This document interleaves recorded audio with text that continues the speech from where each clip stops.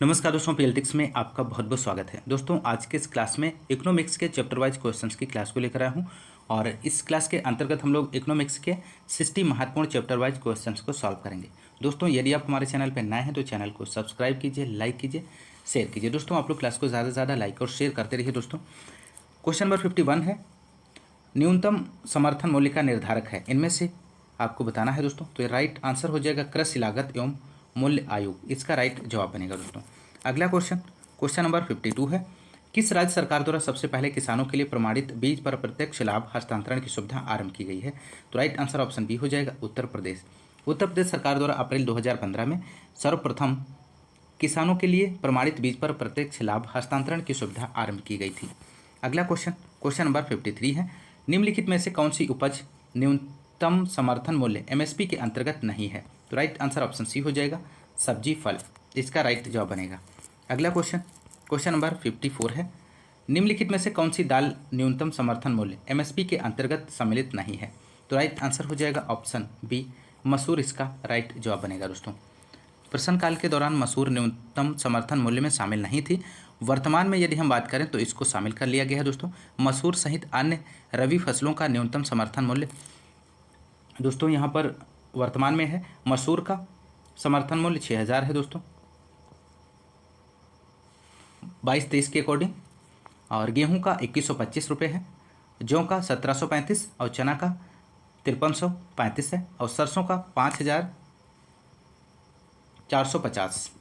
आप लोग ध्यान रखिएगा, न्यूनतम समर्थन मूल्य है दोस्तों ये। अगला क्वेश्चन नंबर 55, वर्ष 1965 में निम्नलिखित में से किस कृषि उपज के लिए न्यूनतम समर्थन मूल्य एमएसपी पहली बार घोषित किया गया था? तो राइट आंसर ऑप्शन सी हो जाएगा धान, इसका राइट आंसर बनेगा। दोस्तों, अगला क्वेश्चन नंबर 56, इनमें से कौन सा भारत में कृषि विपणन के मुख्य दोषों में से एक नहीं है? आपको बताना है दोस्तों। तो राइट आंसर हो जाएगा ऑप्शन सी अनुकूल मंडी, इसका राइट जवाब बनेगा। अगला क्वेश्चन नंबर 57 है, आईसीएआर रैंकिंग के अनुसार 16-17 में भारत में कृषि विश्वविद्यालय की सूची में इनमें से कौन सा कृषि संस्थान शीर्ष पर है?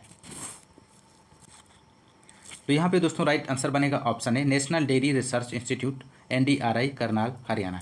अगला क्वेश्चन नंबर 58 है, भारत में कई केंद्रीय सरकारी संगठन है जो कृषि विपणन में शामिल हैं, इनमें से कौन सा ऐसा संगठन नहीं है? तो राइट आंसर ऑप्शन डी हो जाएगा भारत के कृषि निगम। अगला क्वेश्चन नंबर 59 है, कब भारत सरकार ने किसानों को 2020 तक यूरिया सब्सिडी दी है? तो राइट आंसर ऑप्शन डी हो जाएगा 2018 तक। अगला क्वेश्चन नंबर 60 है, 2019-20 में विपणन के लिए गेहूं का न्यूनतम समर्थन मूल्य कितने रुपये प्रति क्विंटल है? तो राइट आंसर ऑप्शन डी हो जाएगा 1840 रुपये। वर्तमान में यदि हम बात करें 2023-24 के लिए गेहूं का एमएसपी कितना है? तो 2125 रुपये प्रति क्विंटल तय किया गया है। दोस्तों, अगला क्वेश्चन नंबर 61 है, अधिक अन्न उपजाऊ अभियान किस वर्ष में प्रारंभ किया गया? तो राइट आंसर ऑप्शन बी हो जाएगा 1948 में। अधिक अन्न उपजाऊ अभियान वर्ष 1948 में प्रारंभ किया गया। इसका उद्देश्य किसानों के लिए बेहतर तकनीकी की व्यवस्था करना था ताकि उपज की मात्रा बढ़ाई जा सके। यह अभियान अपने लक्ष्यों को प्राप्त करने में विफल रहा। अगला क्वेश्चन नंबर 62, भारत में मुख्य नाइट्रोजन उर्वरक यूरिया के लिए सब्सिडी को एक नीति के माध्यम से विनियमित किया जाता है, जिसमें इसे किसानों को प्रति टन के अधिकतम खुदरा मूल्य पर प्रदान किया जाता है। तो राइट आंसर यहाँ पे ऑप्शन डी हो जाएगा 5360, इसका राइट जवाब बनेगा। दोस्तों, अगला क्वेश्चन नंबर 63 है, उच्च पैदावार वाले बीज की किस्में सोनालिका और कल्याण सोना किस फसल से संबंधित हैं? तो यहाँ पर दोस्तों राइट आंसर बनेगा ऑप्शन सी गेहूँ। सोनालिका और कल्याण सोना गेहूं से संबंधित बीज हैं जो उच्च पैदावार के लिए जाने जाते हैं। गेहूं की अन्य किस्मों की यदि हम बात करें तो मालवी 533 है, आरएल 213, यहाँ पे सही जवाब ऑप्शन सी हो जाएगा गेहूं। अगला क्वेश्चन नंबर 64 है, भारत सरकार के न्यूनतम समर्थन मूल्य के अंतर्गत कितनी फसलें शामिल की जाती हैं? मोस्ट इंपोर्टेंट प्रश्न है दोस्तों। तो राइट आंसर हो जाएगा ऑप्शन सी 24, इसका सही जवाब बनेगा। वर्तमान में कुल 24 फसलों के लिए एमएसपी की घोषणा की जाती है, जिसमें 7 प्रकार के अनाज हैं, 5 प्रकार की दालें हैं और 8 तिलहन और 4 व्यावसायिक फसलें शामिल हैं। दोस्तों, अगला क्वेश्चन नंबर 65 है, पूसा हाइब्रिड 4 किसकी संकर प्रजाति है, आपको बताना है दोस्तों। तो राइट आंसर ऑप्शन बी हो जाएगा टमाटर। भारतीय कृषि अनुसंधान संस्थान नई दिल्ली के वैज्ञानिकों ने टमाटर की एक नई किस्म पूसा हाइब्रिड 4 विकसित की है। यह संकर प्रजाति पश्चिमी भारत के लिए उपयुक्त है। इस प्रजाति के 1 हेक्टेयर में रोपाई के लिए लगभग 100 से 150 ग्राम बीज पर्याप्त होता है। अगला क्वेश्चन, क्वेश्चन नंबर 66 है।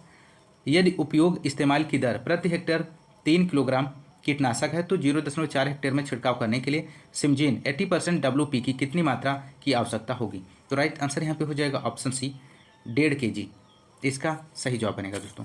अगला क्वेश्चन, क्वेश्चन नंबर 67 है। छिड़काव किए जाने वाले द्रव की सांद्रता की गणना करें जब 1.51 मोनोक्रोटोफास 36 AC को इतने का छिड़काव द्रव बनाकर 2 हेक्टेयर मिर्च की फसल में उपयोग किया जाता है। तो राइट जवाब बनेगा दोस्तों ऑप्शन बी 0.05%, इसका राइट आंसर बनेगा। अगला क्वेश्चन, क्वेश्चन नंबर 68 है। गन्ने के मामले में रोपण सामग्री कहाँ से प्राप्त होती है। तो राइट आंसर हो जाएगा ऑप्शन सी गन्ने का ऊपरी 1/3 भाग। अगला क्वेश्चन, क्वेश्चन नंबर 69। मार्च 2018 में भारत सरकार ने 2020 तक किसानों की यूरिया सब्सिडी बढ़ा दी। इस पहल का उद्देश्य क्या था। तो राइट आंसर यहाँ पे बनेगा दोस्तों ऑप्शन बी वैधानिक नियंत्रित कीमतों पर यूरिया की पर्याप्त आपूर्ति सुनिश्चित करना। अगला क्वेश्चन, क्वेश्चन नंबर 70 है। भारत द्वारा निर्यात की जाने वाली शीर्ष 5 वस्तुओं में से कौन से 2 कृषि उत्पाद हैं। तो राइट आंसर ऑप्शन सी हो जाएगा चावल और चीनी, इसका राइट जवाब बनेगा दोस्तों। प्रश्न काल के संदर्भ में दिए गए प्रश्न का सही उत्तर विकल्प सी है दोस्तों। भारत विश्व में अनाज के सबसे बड़े उत्पादक तथा निर्यातक देशों में शीर्ष पर है। भारत द्वारा सबसे अधिक मात्रा में निर्यात किया जाने वाले अनाज गेहूं एवं चावल हैं। अगला क्वेश्चन, क्वेश्चन नंबर 71 है। भारत की जनसंख्या का कितना प्रतिशत रोजगार के लिए कृषि क्षेत्र पर निर्भर है। तो राइट आंसर ऑप्शन ए हो जाएगा 45 से 55%। अगला क्वेश्चन, क्वेश्चन नंबर 72 है। किसान क्रेडिट कार्ड योजना किस वर्ष लागू की गई। तो राइट जवाब बनेगा ऑप्शन बी 1998 से 1999। अगला क्वेश्चन, क्वेश्चन नंबर 73 है यहाँ पर दोस्तों। खाद्यान्नों का न्यूनतम समर्थन मूल्य प्रतिवर्ष कौन घोषित करता है। तो राइट आंसर हो जाएगा ऑप्शन सी कृषि लागत एवं मूल्य आयोग। अगला क्वेश्चन, क्वेश्चन नंबर 74 है। गेहूं का न्यूनतम समर्थन मूल्य है। तो राइट आंसर हो जाएगा दोस्तों यहाँ पर प्रश्नकाल के समय 2015-16 में गेहूं का न्यूनतम समर्थन मूल्य 1450 रुपये प्रति कुंटल था। वर्तमान में गेहूं का समर्थन मूल्य 2125 रुपये प्रति कुंटल है दोस्तों। अगला क्वेश्चन, क्वेश्चन नंबर 75। भारतीय खाद्य निगम की स्थापना कब हुई थी। तो राइट आंसर हो जाएगा दोस्तों ऑप्शन बी 14 जनवरी 1965 को। नेक्स्ट क्वेश्चन, क्वेश्चन नंबर 76 है। आर्थिक नियोजन तथा पंचवर्षीय योजनाएं से संबंधित। Question number 76। 1991 के आर्थिक सुधारों के द्वारा निम्न में से किस समस्या की ओर ध्यान दिया गया था। तो राइट आंसर बनेगा ऑप्शन बी, यह सभी आंसर हो जाएगा यहाँ पर। भारतीय रुपये का मूल्यह्रास, आर्थिक नीति की असफलता, विदेशी मुद्रा भंडार में संकट। अगला क्वेश्चन, क्वेश्चन नंबर 77 है। नई आर्थिक नीति को सामान्यतः विकास के मॉडल के रूप में जाना जाता है। तो राइट आंसर ऑप्शन सी हो जाएगा LPG के मॉडल के रूप में जाना जाता है। नई आर्थिक नीति का सामान्यतः विकास के LPG मॉडल के रूप में जाना जाता है। नई आर्थिक नीति का तात्पर्य भारतीय अर्थव्यवस्था को संकट से उबारने के लिए 1991 में अपनाई गई नीतियों से है। इस समय प्रधानमंत्री PV नरसिम्हा राव तथा वित्त मंत्री डॉक्टर मनमोहन सिंह थे दोस्तों 1991 में दोस्तों, आप लोग ध्यान रखिएगा। अगला क्वेश्चन, क्वेश्चन नंबर 78 है। 1991 में नई आर्थिक नीति के तहत उदारीकरण और निजीकरण की पहल का प्राथमिक परिणाम निम्नलिखित में से कौन सा था। तो राइट आंसर हो जाएगा ऑप्शन सी वैश्वीकरण, इसका राइट जवाब बनेगा दोस्तों। अगला क्वेश्चन, क्वेश्चन नंबर 79। निम्नलिखित में से किस राज्य को हरित क्रांति के लिए भारत में आरंभ स्थल के रूप में चुना गया था। तो राइट आंसर ऑप्शन ए हो जाएगा पंजाब। हरित क्रांति को 1960 के दशक में नॉर्मन बोरलॉग द्वारा शुरू किया गया था और इन्हें विश्व में हरित क्रांति के जनक के रूप में जाना जाता है। हरित क्रांति के परिणामस्वरूप खाद्यान्न के उत्पादों में भारी वृद्धि हुई। हरित क्रांति के लिए भारत में प्रारंभ स्थल के रूप में पंजाब, हरियाणा तथा पश्चिमी उत्तर प्रदेश को चुना गया था दोस्तों। भारत में हरित क्रांति की शुरुआत वर्ष 1966 से 66 से 1967 में की गई थी। भारत में हरित क्रांति का नेतृत्व मुख्य रूप से एम.एस. स्वामीनाथन द्वारा किया गया था। इन्हें भारत में हरित क्रांति का जनक के रूप में जाना जाता है। अगला क्वेश्चन, क्वेश्चन नंबर 80 है, यहाँ पे आपको फिल करना है। योजना आयोग के अंतिम उपाध्यक्ष थे, तो राइट आंसर ऑप्शन ए हो जाएगा श्री मोंटेक सिंह अहलूवालिया योजना आयोग के अंतिम उपाध्यक्ष थे। अगला क्वेश्चन, क्वेश्चन नंबर 81 है, भारत की पंचवर्षीय योजनाओं को अंतिम स्वीकृत निम्नलिखित में से किसके द्वारा दी गई थी, तो राइट आंसर हो जाएगा ऑप्शन सी राष्ट्रीय विकास परिषद, इसका राइट आंसर बनेगा दोस्तों। अगला क्वेश्चन, क्वेश्चन नंबर 82 है, निम्नलिखित में से कौन सा हरित क्रांति की रणनीति का हिस्सा था, तो राइट आंसर ऑप्शन डी हो जाएगा यह सभी, इसका सही जवाब बनेगा दोस्तों। अगला क्वेश्चन, क्वेश्चन नंबर 83 है, भारत की पंचवर्षीय योजना प्रणाली को रूस से अपनाया गया था, उस रूसी नेता का क्या नाम है जिसने पहली बार रूस में पंचवर्षीय योजना के दृष्टिकोण को लागू किया था, तो राइट आंसर बनेगा दोस्तों ऑप्शन बी, इसका राइट आंसर हो जाएगा जोसेफ स्टालिन। अगला क्वेश्चन, क्वेश्चन नंबर 84 है, वर्तमान में भारत में कौन सी पंचवर्षीय योजना लागू है, तो राइट आंसर हो जाएगा यहाँ पर ऑप्शन डी 12वीं पंचवर्षीय योजना लागू है दोस्तों। अगला क्वेश्चन, क्वेश्चन नंबर 85, भारत की 12वीं पंचवर्षीय योजना का मुख्य उद्देश्य क्या था, तो राइट आंसर हो जाएगा ऑप्शन डी तेज, सतत और अधिक सम्मिलित विकास। अगला क्वेश्चन, क्वेश्चन नंबर 86 है दोस्तों, गरीबी हटाओ का नारा किस पंचवर्षीय योजना काल में दिया गया था, तो राइट आंसर हो जाएगा छठी पंचवर्षीय योजना 1980-85 निवेश मॉडल पर आधारित थी। इस योजना के दौरान गरीबी हटाओ का नारा दिया गया था।